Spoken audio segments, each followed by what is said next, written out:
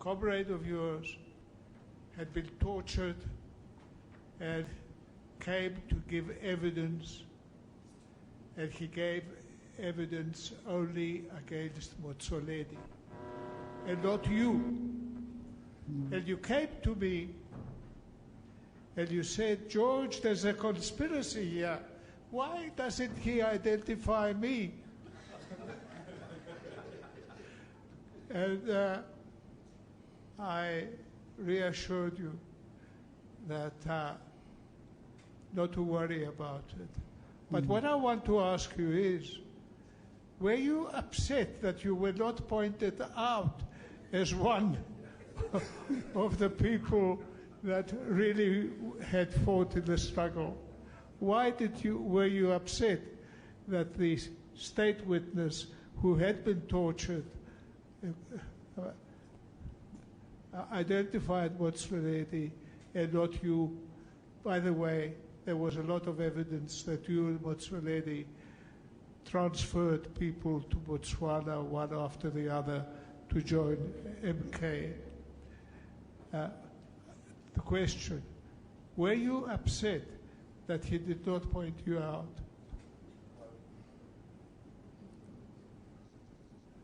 Have you finished your question, George? Yes.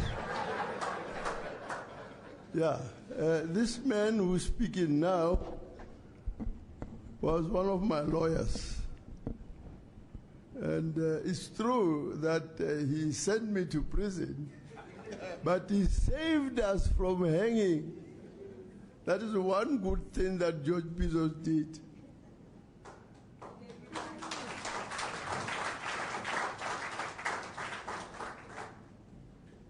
The man he's talking about was a comrade. We jointly formed the Duba branch together in 1954. We together went to the People's Republic of China in 1961 for military training. We were the first people, 6 of us, to be sent for military training by the organization. Probably I'm the only one who's still alive. All others have passed away. This man, I don't know what happened to him. He was also arrested together with us. Arrested before us, in fact, about 2 weeks before us. He was released before the 24th of June, 1963. We told him, we said, man, leave the country. Leave, leave, leave. He refused to leave. When there was a countrywide raid on the 24th of June 1963, he was rearrested. I think he couldn't stand the torture of the special branch, and he broke down and decided to give evidence against us. His name is Abel Mtembu, Patrick Mtembu, the other one. And in brief, he gave evidence against Comrade Alas Motsoaledi. Mind you, I've been working with him. We formed the branch together in Dube. Together we left the country for military training and came back. He didn't say a word about me. Instead, he put everything on Comrade Motsoaledi. Yeah, I was disappointed. Because some of the things which he alleged were done by Motsoaledi were not true. You see? Some of the things were done by me and not by Motsoaledi. That's why I was disappointed. I didn't mind. We didn't mind being sentenced to death. No, we didn't mind. We were prepared for that. So I was disappointed that he didn't say, so and so, Andrew Mlangeni did this and that and so on and so forth. Does that satisfy you, George? We can discuss it later one day. I have a question.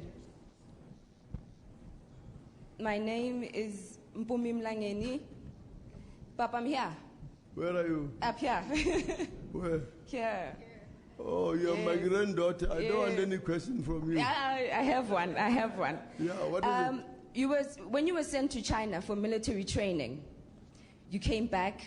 What were your expectations coming back after your training?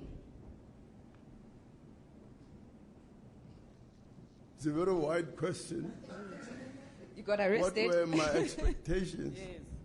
I was expecting to fight and defeat the apartheid system. But unfortunately, we were arrested before we could do that.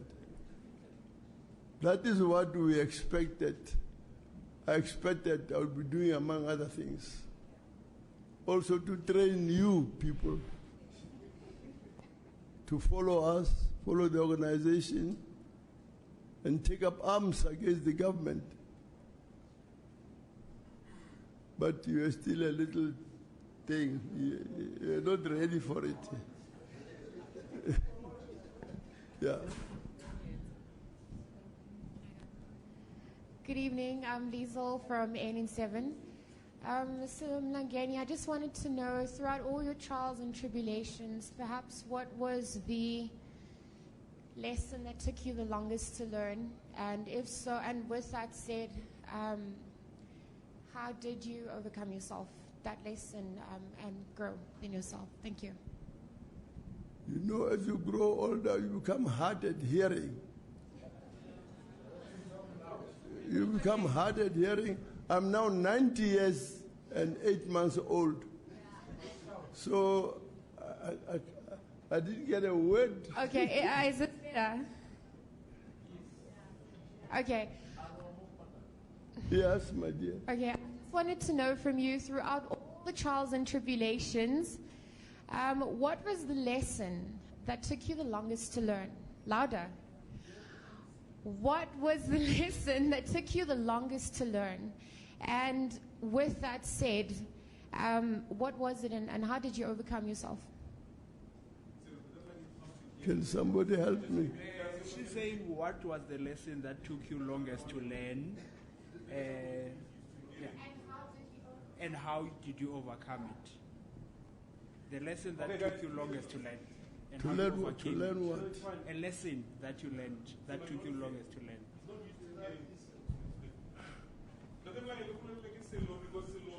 Tate Mlangeni, you have lived through trials and tribulations. Yeah. What was the lesson that you...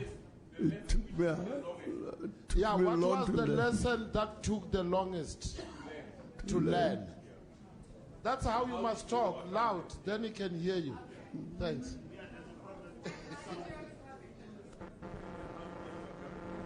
And how did you overcome it? Education. While I was in prison, I studied. I passed my BA, political science and administration.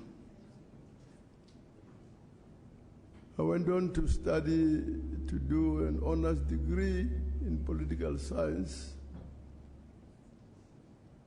And they wouldn't allow us at the time to do masters. I then tried law, which I did not complete.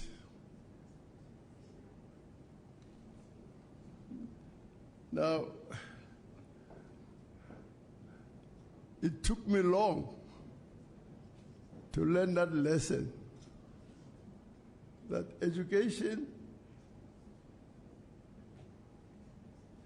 is a weapon that we must use to defeat apartheid system. It took me long. I've always been saying I did not know of any country today where the leaders are illiterate. They have not gone to school. All presidents, prime ministers, you name it, are all literate people. Most of them have been to school. It took me long to learn that lesson. That is why when I came out of prison, I said,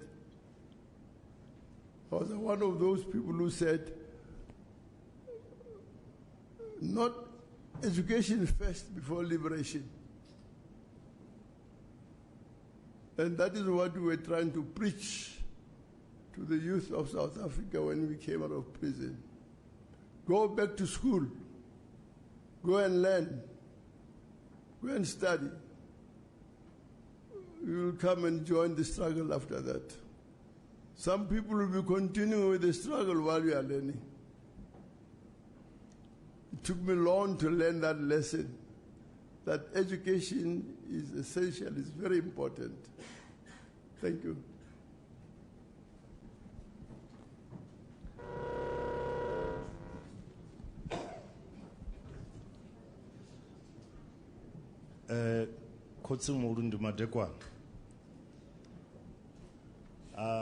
My name is Anderson Mudunungu.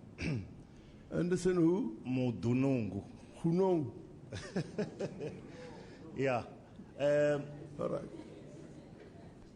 I just want to know, you have told us everything that we must become as the younger generation, as leaders of tomorrow. But I want to know from you, how do you want us to remember you? And what must we do to honor you and the good fight that we've fought for liberation?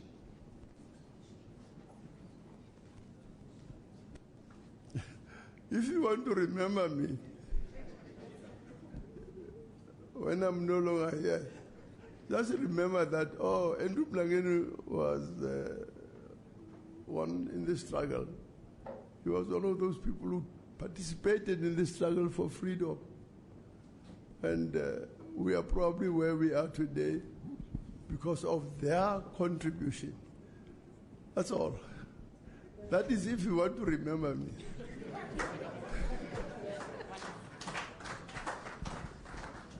Your second question, what was it again? What we should do. Pardon? What we should do to honor your legacy. You see, I'm impressed by your presence here, all of you. I was told that I could only invite 80 people. I don't know if you are 80 here, because the seating is limited. If in future you get invitation of this nature, where you think you learn something from people who've been speaking here, that would be a good thing. Do that. For my sake, join the African National Congress.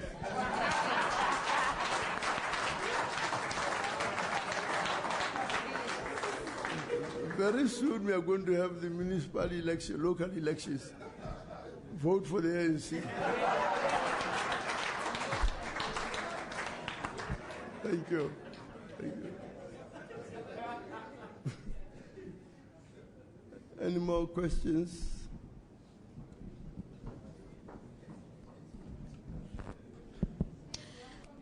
Oh, here you go. Sawubona Mlangeni, Nontobeko SABC here from ENCA.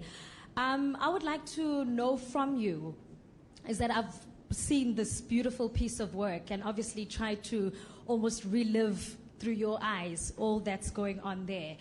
And I want to know from you, how do you make sense of all the racial topical issues that are happening now in South Africa, bearing in mind the history that you come from, the history that we come from? How do you make sense of the context, the racial context that's happening now in South Africa? Racial context. The ladies from ENCA. From? ENCA television. Yeah.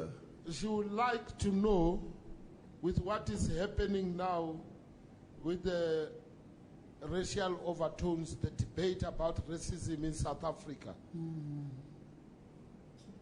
Yeah, Having had your history, how do you make sense of it now? Having had your history, how do you make sense of it now?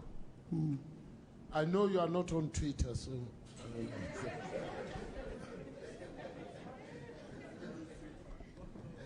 It's very disappointing. It's saddening to see what is happening today, what some people are doing or saying. It makes me feel sad.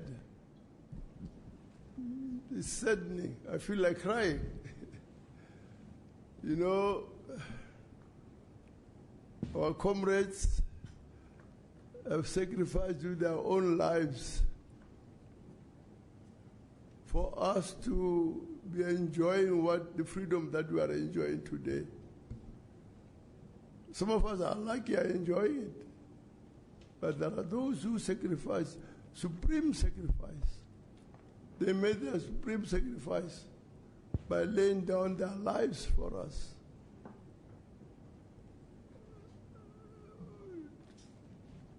These days, you know, we don't want to be pointing fingers at people. I'm not that type of a person.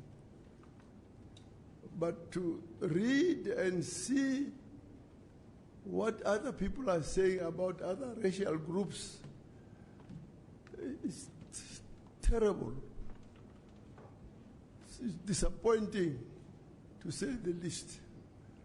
I want to agree with Minister, I think, Natim Tetwa, who said that racism should be criminalized, something like that. If you are going to preach racism, you must be arrested, appear before the courts, and George will go and defend you. If you are lucky, you'll be acquitted. But I doubt if we pass a law that to be calling other people monkeys and the like, it's a criminal offense. George won't save you from being sent and found guilty. It's people who lack discipline, people who were not brought up properly by their own parents, to be saying the things that they are saying today. Terrible. I don't know what else to say. It's horrible, my dear. Disgusting, to say the least. And we should not encourage it. We should always condemn it. Condemn that. Condemn it politely.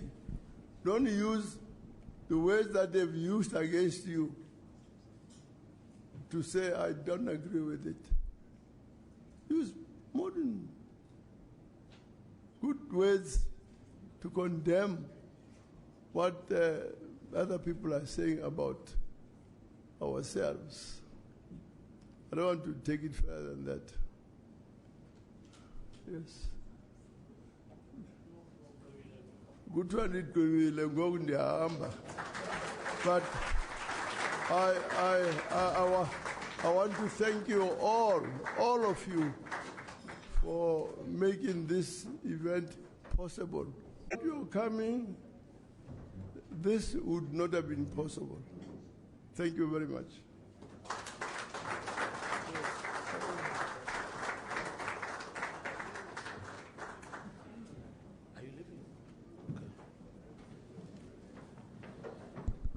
Thank you very much, Andrew Mlangeni. At 90 years old, well, there you go. That's the launch of the film of Babu Tata Mlangeni, rather. It's Talandwe, as a lot of people know to speak of him.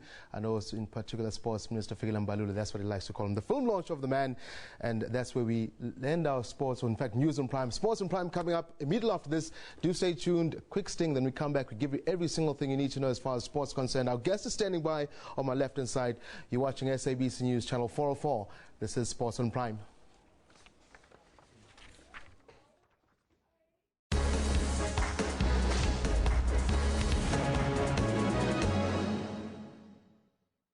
Well, good evening. Sports on Prime, as I said, I'm Chabi Sisitola, and we have a jam-packed show for you tonight, starting rather late because of that short clip we had to go through. Andrew Mlangeni, the launch of his film. Now, the Arnold Classic Africa is in town. And Tatu Mlangeni naye refused to be assisted by Comrade Tabang from there to the stage.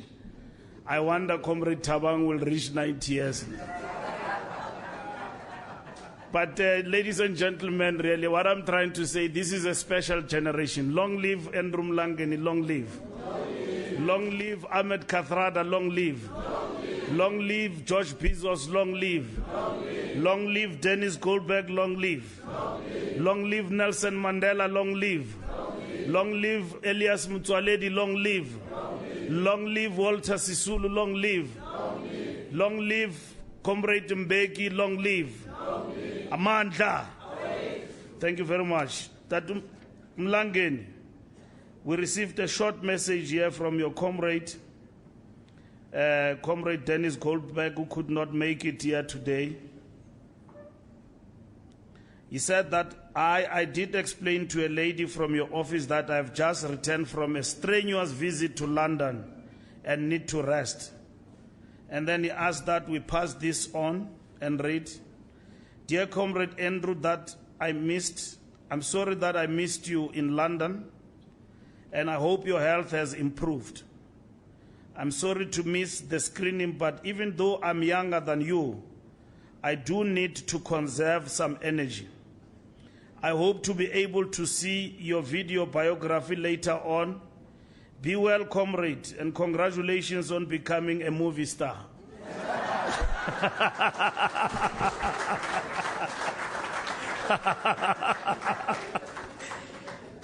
Comrades, ladies and gentlemen and friends, I believe that unless you have been a freedom fighter, a cadre, a soldier, you just won't understand the things that they have seen and done in service for the liberation of our country. They have trained to live in combat, to cope with awful sights that should not be seen by anyone and keep you awake at night. They don't discuss the wounds they have to the body or mind. They just put their heads behind them and turn their memories blind. We are proud you served our country, and remember those we lost for the freedom you have today. They paid an awful cost. Long live Mlangeni and the Rivonia Trialist. Till today, Tate Mlangeni doesn't speak of himself. He says that there are others who paid a supreme sacrifice. But when you follow the story, it started not really with them, but the real journey of sacrifice and facing the gallows and death itself. It started with them. What a humble experience.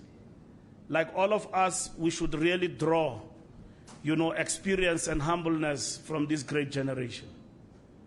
I wonder if it was me, I would have spoken about myself. When, man, I was there. it was happening and all of that. And so, freedom, we fought for this freedom. And here are people, and we are blessed that they are still alive. Ahmed Kathrada and all of them, they don't speak about themselves. And when they criticize us and they show us the line, we must understand that we are nothing to this freedom. And there are many people who sacrifice to be where we are today. And I think you enjoyed the screening, and let's keep South Africa, the country of our beloved country, to be a successful story among nations in the world. And I want to call upon the chair of the Andrew Mlangeni Foundation, Umama Hlengiwe, Professor Hlengiwe Mkhize, to come forward and give us the vote of thanks. Mama.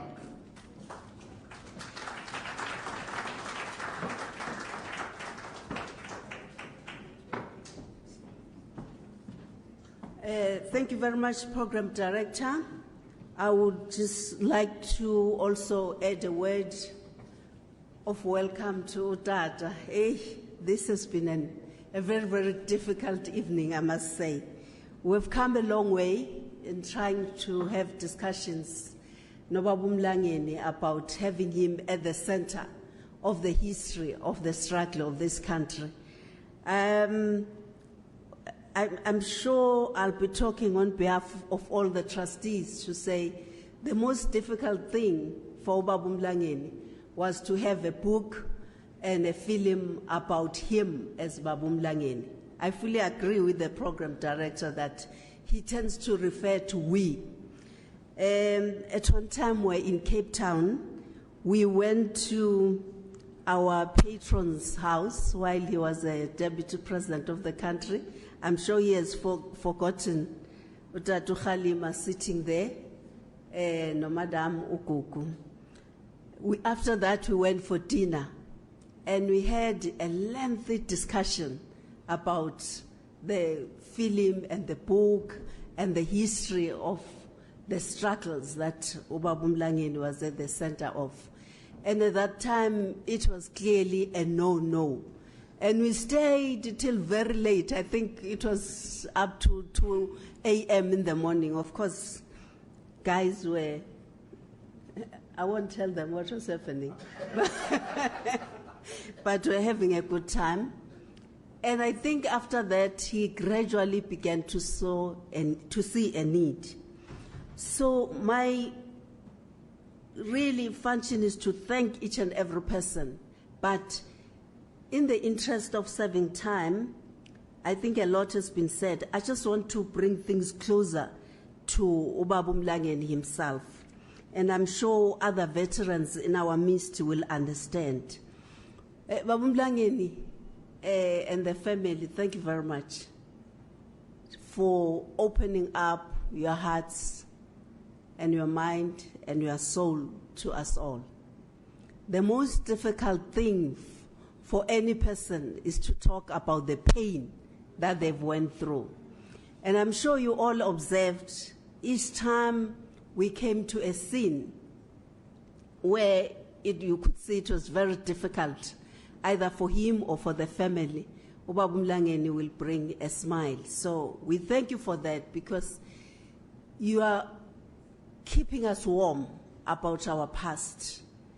You do not want to still the negative sense and to bear the pain of what you went through, but you are making it light and for all of us to be able to cope with what you went through. But also we want to thank you for your honesty and sincerity when you say the thing that I miss the most was to bring up my children. And of course, it's a burden of memory for all of us and for the family of Mlangeni, in the sense that it's something which you can never do. Once children are grown up, they are grown up. If they've grown up without you, it's not something where you say, I could accumulate wealth later and give it to them. But bringing them up was just to be about being there for them. And that's the sacrifice that you went through as a family, and you chose to put your country first. And in the case of ifamily kaBaba Mlangeni, many of you will know that uBaba Mlangeni was not alone.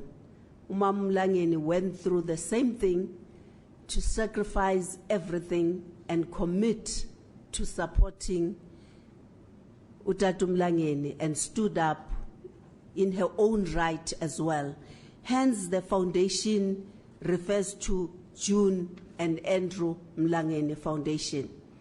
There was reference to the blankets. We thank you very much because you continue to warm people's bodies and hearts, which was also initiated by your late wife as well. And initially I chatted with Comrade Figile here whether the question part, how is it gonna go? And I must say, we have a burden in terms of interpreting and trying to understand how to deal with the past. I wish uTata Mlangeni had asked all of us. So thank you to all of you who had the courage to ask some questions. But questions which have not been raised are really the questions about us as to what is our responsibility. How do we understand such a rich history of sacrifice, of giving it all for your country? As you heard from the interaction with Advocate George Bezos, the question was, why will I be left outside? I'm equally guilty. It can't be about Umzwaledi alone. And the big question for us is, how many of us will be prepared to carry a cross or will find an escape route if possible and not to be imprisoned or go through a difficult period of imprisonment or face death penalty? So those are some of the values that we have to find a way of deepening them in our own mind. It's more than words, but these are deeper values that they lived and they are sharing with us, luckily, thank God. But the